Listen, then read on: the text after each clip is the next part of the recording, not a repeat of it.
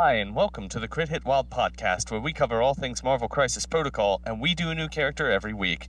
This week, we're going to be talking about Hela, Queen of Hell, and I'm your host, Fred. I'm Brad. And I'm Steven. Good evening, gentlemen. How are the two of you doing? How are you doing today, Brad? I'm doing great. I watch movies all day. That's a good day. How are you doing, Steven? I'm fine. I sequestered myself in air conditioning all day. Because it's burning hot down where you are. Yes, it is. I was watching anime all day, so it's been that kind of a day for everyone. Nerd. Oh, okay, sure.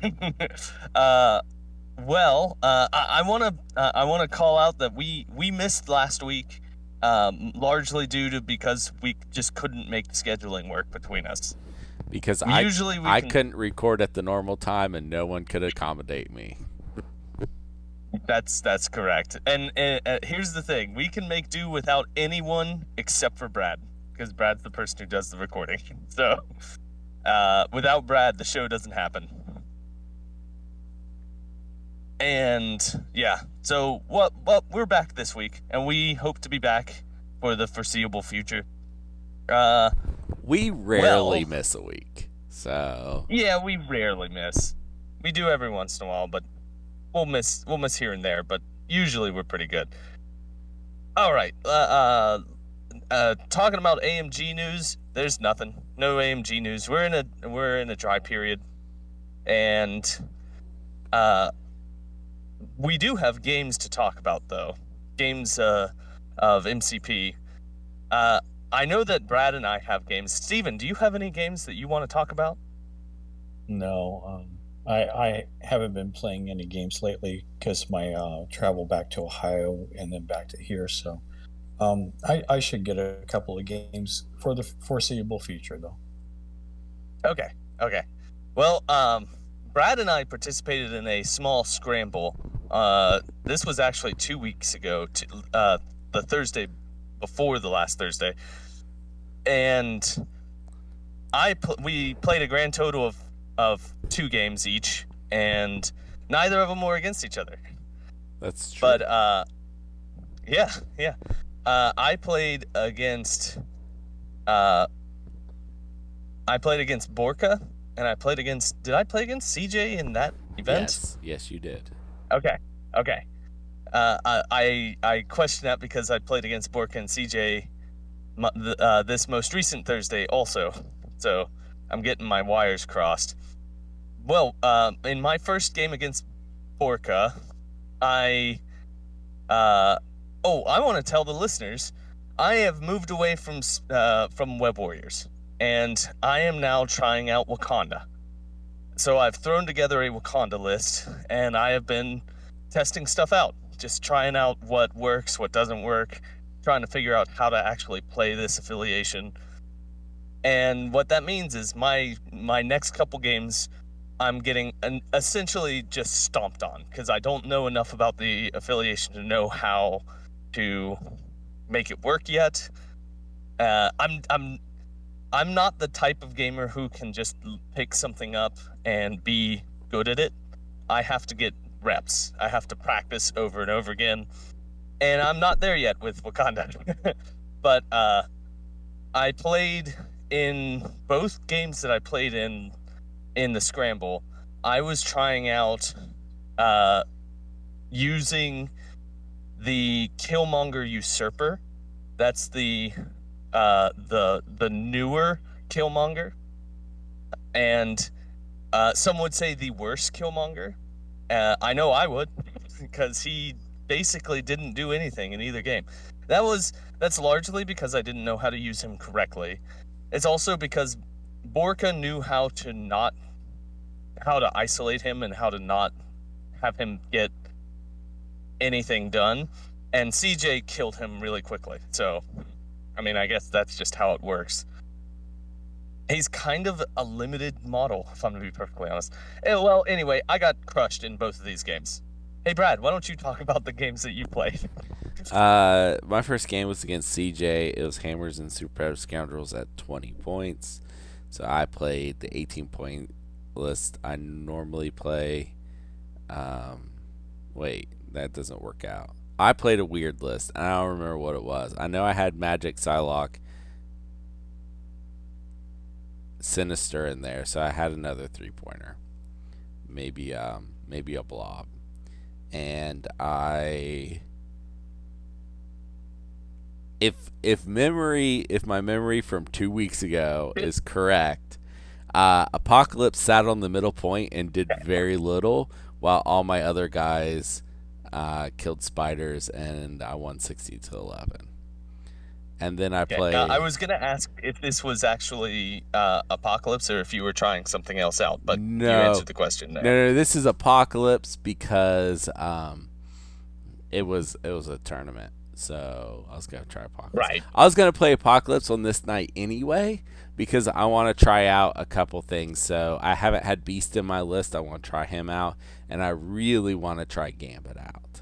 So my next couple casual games. Unlike Fred, I'm not just going to throw stuff into a list and play that tournament. Next couple casual games, I'm going to try out Gambit as much as possible. But then I played Borka. This whole tournament was so Borka could get to, I think, 30 games with Cabal. So he could move on. So he was playing Cabal. I was playing Apocalypse. This hasn't been a great matchup. I think we're looking at stats afterwards, and it's like 75%, 25%, 75 for him, 25% for me after this.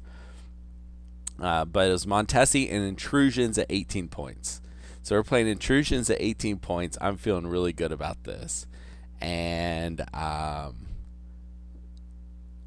once again, if I'm remembering correctly, the fact that I stayed in this game was impressive because he was just blowing me up.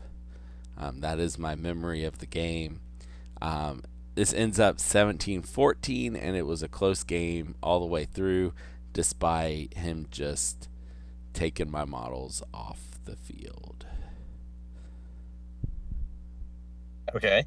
Yep, that's it. And that's what I remember. Who ended up winning?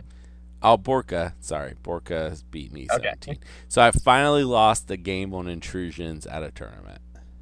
Took a very long time. This is the first time that has ever happened to you with Apocalypse, right? Yeah, and Borka was also my first loss period on Intrusions, also with Cabal. So I think if I just don't play Borka playing Cabal, I'll be okay on Intrusions.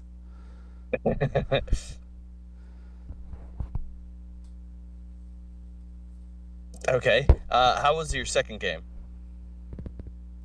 What? I talked about both games. Oh, that was both games. You talked about CJ and then you talked about Borka. Yep, I sure did. I'm sorry. I sure did. Fred, how were your games this week? I played against Borka and CJ again. This was not in a tournament. This time I was trying out different Black Panthers. And so in my first game I played King T'Challa, and he did fine. He was mostly isolated on one side by himself, and it got him killed by Borka's team. And that is kind of the problem with him, is that he is fragile. And it would have behooved me to have gone wider instead of going as tall as I did, because I had both him and Mighty Thor. So I was already 2 5s deep against Web Warriors, which was not a good place to be. So he essentially just won the game on scenario and dazed King T'Challa. So, oh well. That's this is going to be a learning experience. I need to learn how to play Wakanda and find out what they can actually accomplish. But my second game was against CJ, and in this game I played 4-threat Black Panther as and M'Baku as my leader. And let me tell you, Wait. Original Black Panther? Yes. Because this would have been Original a perfect time to try Chosen of Bast. Oh, I know, because the Mystic attacks Yeah. into CJ's Web Warriors. But here's the thing. It didn't work out points-wise.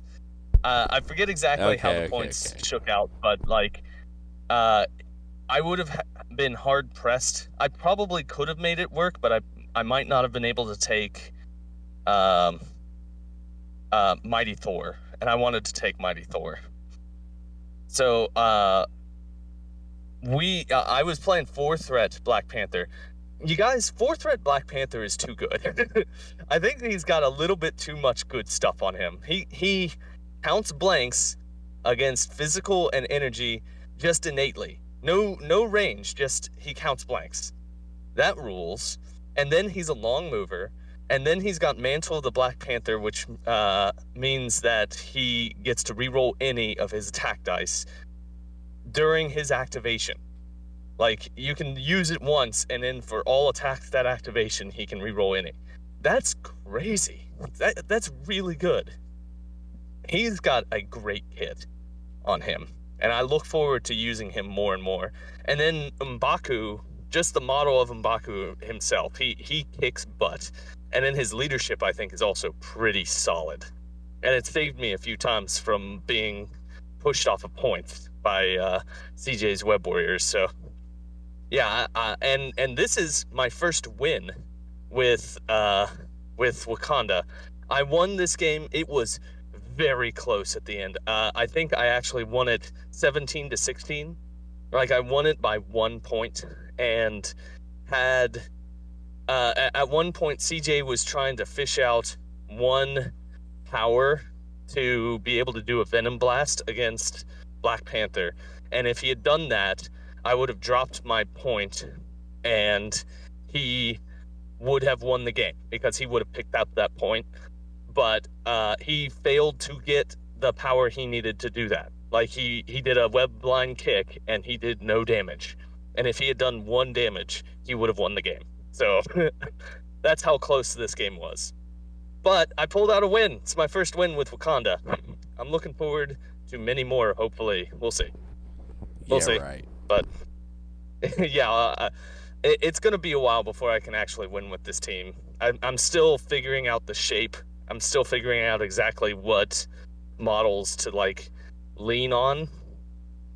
And I'll say this. Mighty Thor absolutely rules. Maybe I should just play Asgard, but I'm going to stick it out with Wakanda for now.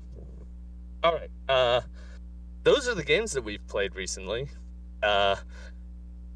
We don't have... Oh, boy.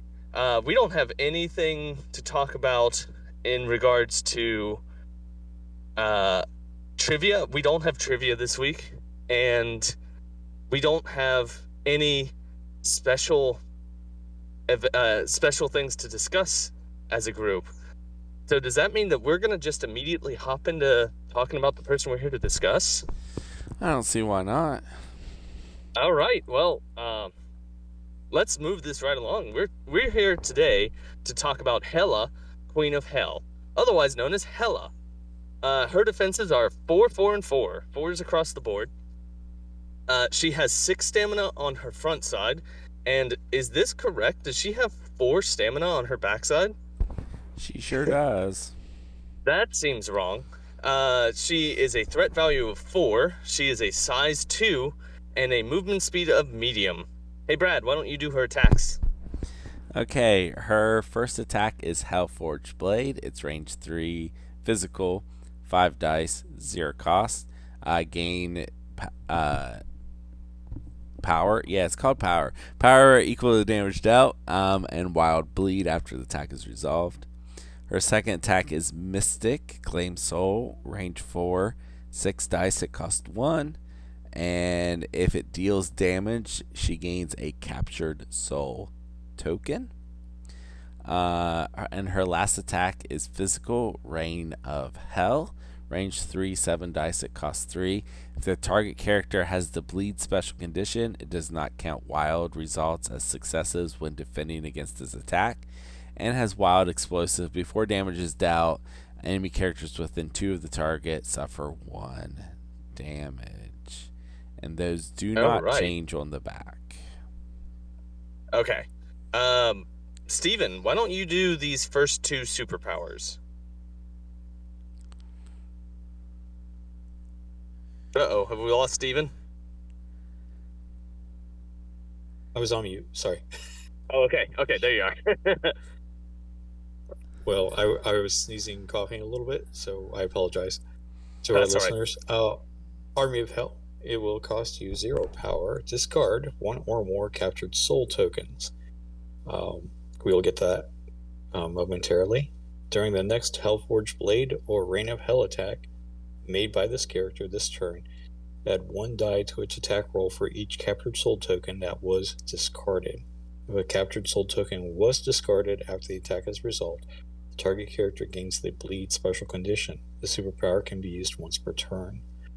Also, another active superpower called Death's Embrace. It will cost you 2 power. Choose an enemy character within 3. Advance this character towards the chosen character short. Then, if this character is within 1 of the chosen character, roll 4 dice. For each critical and wild end result, the chosen character suffers 1 damage. For each damage suffered this way, this character may remove 1 damage. This superpower can be used only once per turn. Okay. She is also an Asgardian, which is during the power phase, this character gains 1 additional power. And she has the innate power Goddess of Death. When another character is dazed or KO'd, this character gains a captured soul token. This character may have a maximum of 3 captured soul tokens at any time. She changes on the back. She does change on which effect changes on the back? She loses Death's Embrace. Okay, yes. And she gains Queen of Hell. Right. She loses the superpower that she can hug somebody and heal from it. And she, with the Queen of Hell, is a reactive superpower. It is a cost 0. If this character has 3 captured soul tokens, when it would be KO'd, you may use this superpower, remove all damage and captured soul tokens from this character. It is not KO'd. That's why she only has 4 health on her backside. Yeah. She's got a second chance meter on her back. Okay. All right. So that is the character card for Hela, Queen of Hell.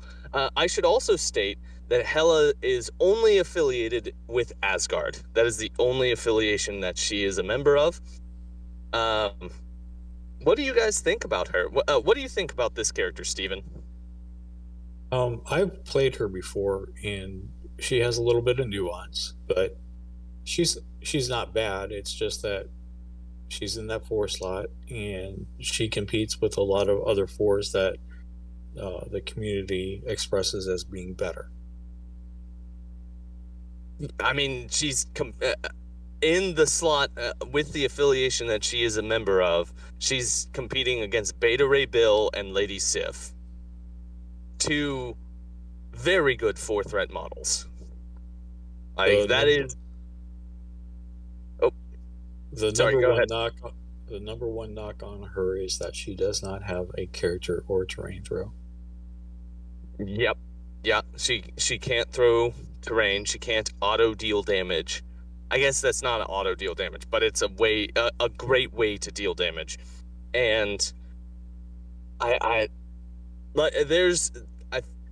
there's a lot of interesting stuff here on her card, but I worry that it is too crunchy to be easily accessible in an affiliation that has better choices. Brad, what do you think about Hela? I think her design is really neat. Death's Embrace is something they added when they buffed her, when she got a new card, whenever that was. And I think it's really cool. Like, if you time this correctly, you can keep her on her front side for a long time. But I think that's part of, like, what you guys are saying, where she's not easy to play. So you want to time that correctly. You want to manage your captured soul tokens well. Um, and all that makes her hard to do. And then once she's on her flip side, you just don't want to spend captured soul tokens. You want to make sure you end her activation with 3 every time. Right. So that you can bring her back Because she's pretty fragile. And hope that they can't take her down again before you get 3 again, which they probably can. That still gives her effectively 8 health. That's true. That's true. She will have 8 health on her backside if she has 3 captured soul tokens. That's not bad. That's a better way to look at it than the way that I was looking at it. The captured soul tokens will happen pretty frequently because it's whenever anyone on the battlefield is dazed or KO'd. Either friend or enemy. Does it say non-grunt? Hold on, let me see if it says non-grunt. Nope. It does not. So, whenever Shadowland Daredevil does the round 1, the hand ninjas go steal a thing and throw it back, she gains a captured soul token. That's pretty solid. She's also a range 4 mystic attacker who every time she does it, she will gain a captured soul token, and it costs 1 while she gets 2 every single turn. So that might be her job, is just sit back and do pretty good mystic attacks at range 4. That's not bad. That's not a terrible place for someone to be.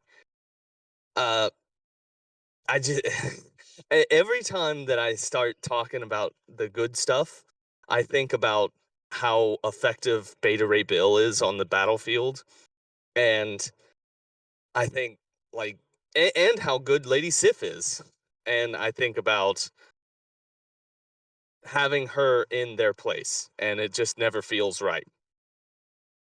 Well, Steven, do you have any like insight on the best place to put Hela, like where she would be? There are a few places. Midnight Suns is usually the place that you'll see her because she gives out that bleed condition to help blade a lot. Yeah. Also, there's a Ghost Rider trick that you can do with her where if he gets KO'd and she's on her backside, you can KO her and bring her back along with Ghost Rider. So, Oh, neat. That's neat. That's yeah. actually pretty nifty. She could be your deal with the devil target and then not die. Also, in Midnight Suns, she's a great. She substitutes for Bill as a good first turn extract runner to go up and get it because she's on a medium base also. That is So true, and that is important to point out that she is on a medium base, so yeah, she can hop up. great. So, but I imagine with her bleed conditions that she could also find a place in the new faction, Thralls of Dracula. So, Yeah, she would work well in that because she can, with a captured soul token, she can guarantee give bleed to a model, which mhm. is good. That's what you want um in a Thralls of Dracula list. One last list that she would go in is like a tricks and traps list, just for the fact that she gives damage that is not dice dependent. So even though it's an active superpower on her front side, it's just free damage basically. I see what you're saying. It's not a attack. It is dice dependent because it's on a critter or wild, but it's not taking up an action, and it helps her Correct. get upfield. Correct. Yep. So a Yeah. lot to like about her. It's just that she doesn't have a throw. There's a lot to like about her. It's just I feel like she's outclassed by multiple people in her own affiliation. So she's a splash character in other affiliations, mostly. And that's not a terrible place to be. It's just it means that she's kind of niche. She's kind of a niche model to put on the field. I've seen Borka put her out in Cabal, and she did fine. Like, she didn't do anything that was above average. It's just he played her, I think, because his list is just very killy, and that helps her with her captured soul tokens. But I don't think that she did anything that was particularly worthwhile. That couldn't have been another 4 threat. I think I have the solution for what is and what isn't about her, and that happens to be that if you see her on the table, you really don't have to plan for her. But if you see her counterparts, Sif and Bill, you have to have a plan for them, and I think that's her problem. You're right. Yeah. If I see her, I'm not like, oh, that's going to kill my entire team. While Beta Ray Bill and Lady Sif, I do have to have a thought. Yeah. Or Voodoo, right? I mean, just any of those 4 threats that are just that concerning. Right. Right. Brad, do you have anything to add here about Hela before we wrap up about her? Oh, wait, is Brad not back? I thought Brad was back. Can you hear me? Hello? Yes, I can hear you now. Sorry. I can hear you now. I was muted apparently. So one neat thing that you can do with her that I've seen before is she gets 2 power on turn 1, and Death's Embrace costs 2 power. And with a medium move and a medium base, she can move once. She can Death's Embrace to get to the middle line and do her roll, and then she can make an attack that first turn. And there's not a lot of models in this game, a fair number, but not like too many, that can get on the middle line and make an attack turn 1. That's true. And she definitely can. She definitely can. And you probably will get at least 1 power from your attack to flip a point or pick up something or whatever you need to do with her scenario wise. Yeah. So that's cool. Okay. I like that. That is a neat little trick that she can do. And all of her attacks are pretty long range. It's 3, 4, and 3. No 2 range attacks on her card. Well, the Hellfork Blade used to be that. So. Okay. Well, it being range 3 makes it much better. Makes her much more playable, I think. She's got a really long sword. All right. So we need to give... I don't think there are any tactics cards associated with her. Are there any? I can't find any on Cerebro. So, I mean, other than the Asgardian normal cards, which are pretty good, like, there's nothing that you can put on her to make her... There's no tactics card to bring. So, I would like to make a mention, though, Fred, that she is part of an ultimate encounter. She is, like, the where she has a bunch of zombies, right? Yeah. Well, she can make your team into zombies. I think that's what she unfortunately came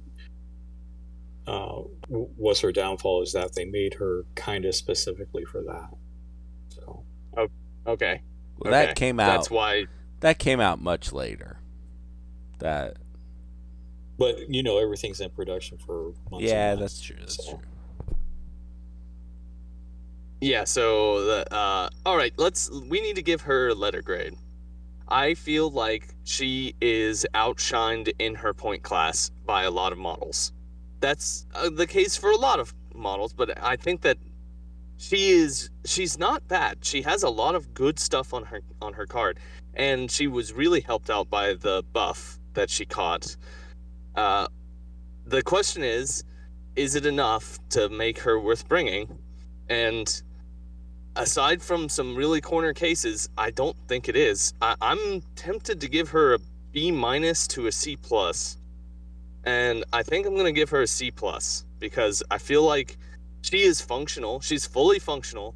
I'm going to give her a B-, because she is a very functional model. She just doesn't do enough in her affiliation to be worth bringing that at her point level. Okay. Yeah, B-. That's where I'm at. Brad, what is your take here on Hela? I don't often do these reviews, and then we get to a character I haven't played in a long time, and I'm like, man, I really want to play them again. But Hela actually kind of is one of those characters that I now want to play again. Having said that, I think B- is right. She's not like crazy good, but she is interesting. And that is definitely true. She is definitely interesting. She's definitely interesting. Okay, and Steven, what is your take here on Hela? I'd have to go with a C. She is totally mid. Yeah. So, and she doesn't have a tactics card to bump her grade up for me. Right. Yeah. That if she had a great tactics card, she would definitely see play. She'd see play all the time, but she just doesn't. And there's no reason why she can't. They can't produce a tactics card that works for her. I just think they don't have one in production. And it would be weird if it came out in a box that she's not in. So I guess they probably don't want to do that. So the New Mutants leadership is not weird? Since it comes in a box without that character. Yeah, that's true. Yep. I guess that's on Hela. Just a little bit not quite good enough to be taken frequently. All right.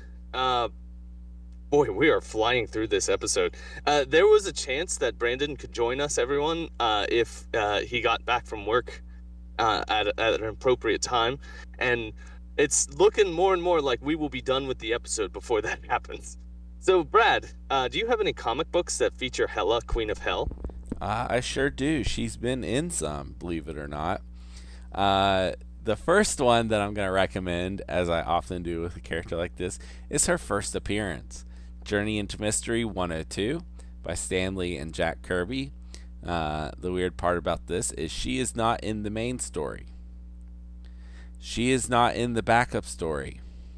She's in the second backup story in this comic. Okay. There are 3 stories in here. She's in story number 3. So I've actually recommended this comic for a different character because it was also their first appearance. So in Sif's first appearance, she gets kidnapped by a giants, and Thor goes to save her. And when he gets there, he finds out that the giants traded her to Hela.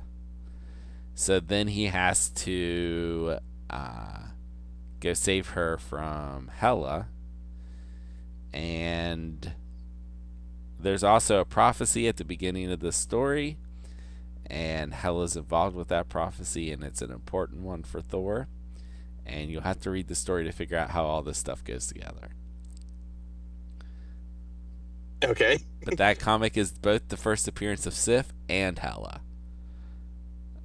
So all right. I would read it digitally on their app. That's going to be an expensive one to buy. Are the ones that are the first of anybody always really expensive? Not always, but often. Yeah.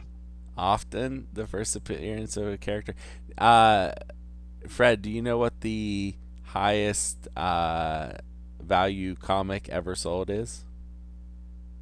Oh, no idea. Like, I know that some of them can get really up there. Yeah. Is it the very first Batman? Nope. You're close, though. It is... Is it the very... Go ahead. Is it the very first Superman? It is. Action Comics #1, the very first appearance of Superman. Okay. It has sold for millions of dollars before. Oh boy.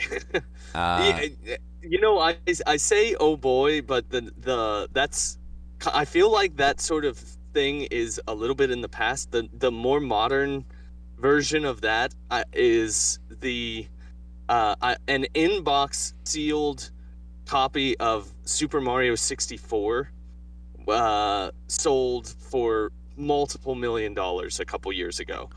And like that's just because of crazy. nostalgia. Yeah, That's that crazy. seems like I can buy that game digitally.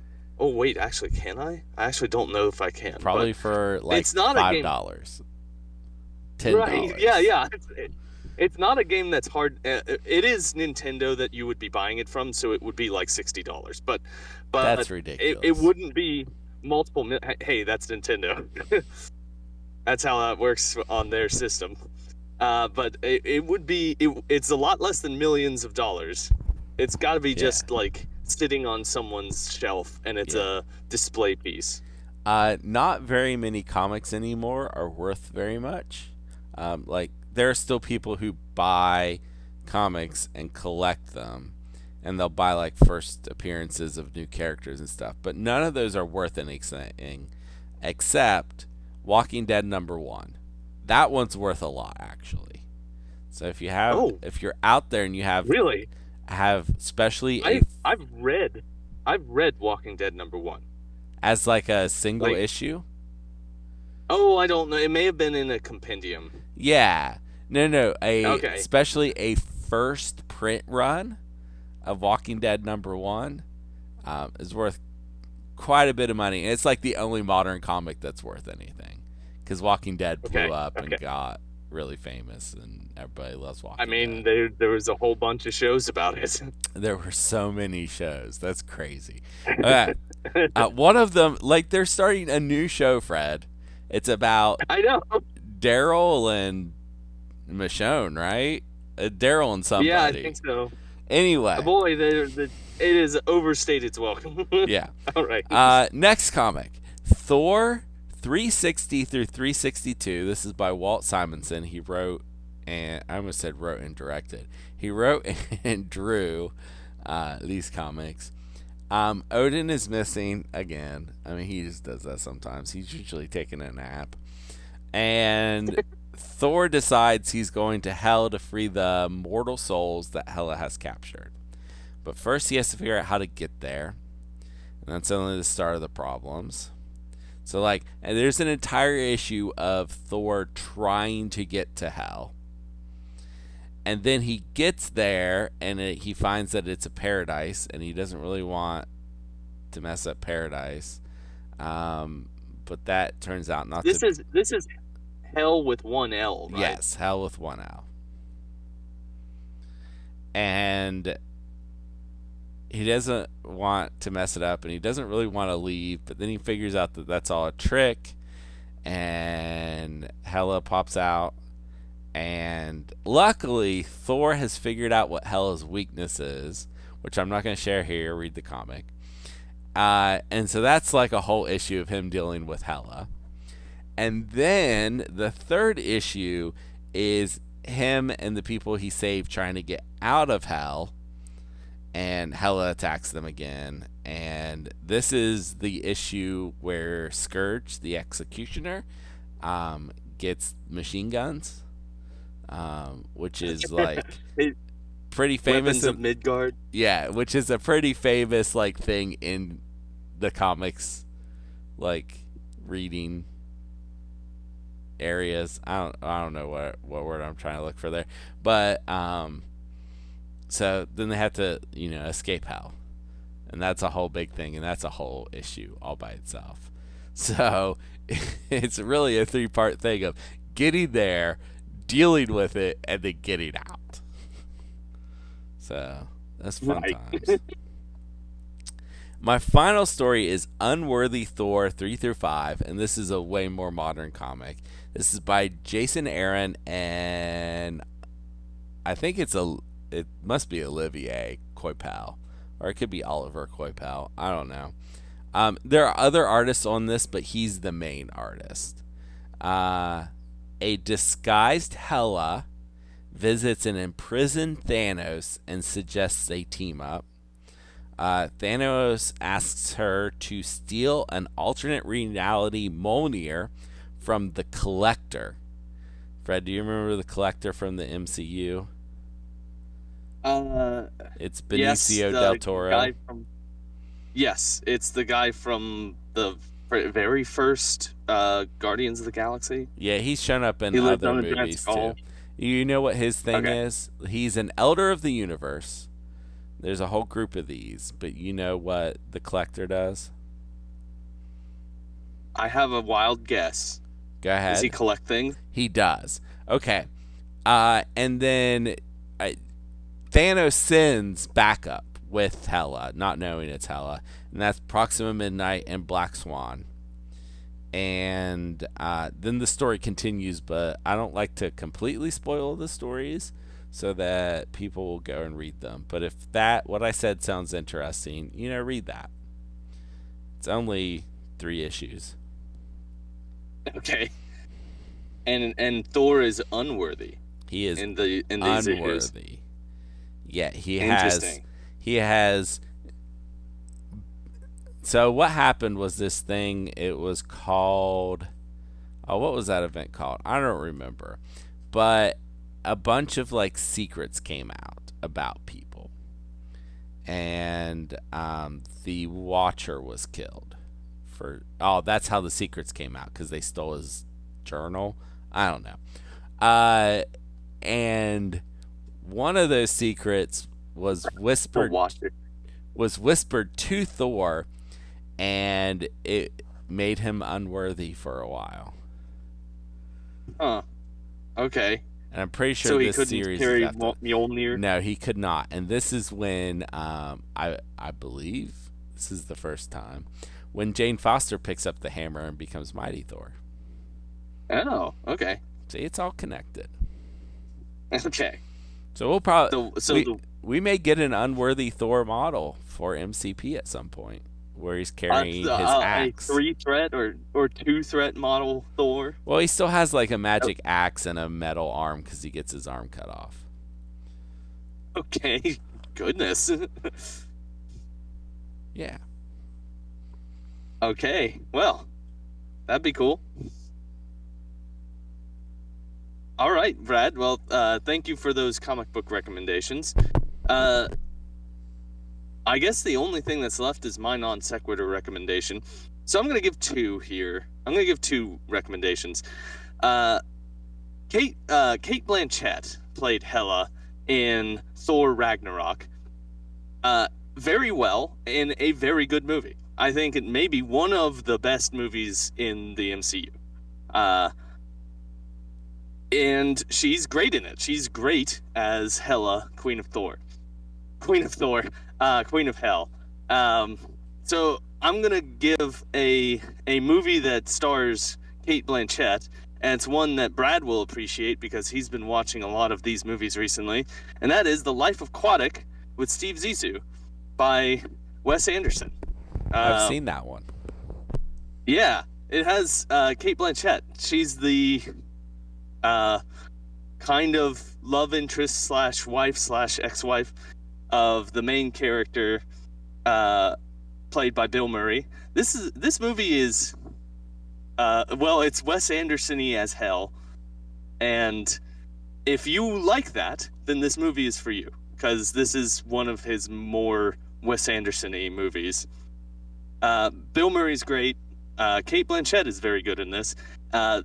Willem Dafoe's in this movie, and he's hysterically funny. I love Willem Dafoe in this movie.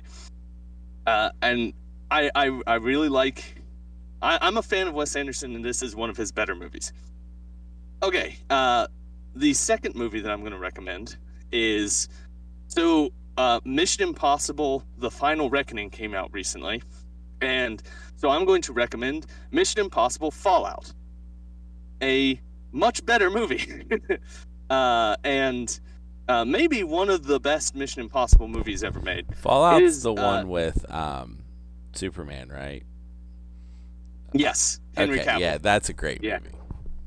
Yeah, it is. I think it may be. It's it's either that one or Ghost Protocol are my favorite one. Is my favorite one of the Mission Impossible movies. But yeah, there's nothing more than it's just a lot of fun. It's good, high visible, like high stunts action movie that's fun to watch from the beginning to the end. And I guess that's our show today. This is one of our shortest episodes ever, I think. This might be sub 1 hour, but that's okay. Keep it short for all of our listeners out there. Thank you guys for joining me. No thank you to Brandon, who didn't make it in time. And thank you everyone out there who's listening to my voice. We're going to try and keep these weekly. It's just every once in a while we'll miss a week. And I hope that the rest of you out there have a wonderful rest of the week. Goodbye.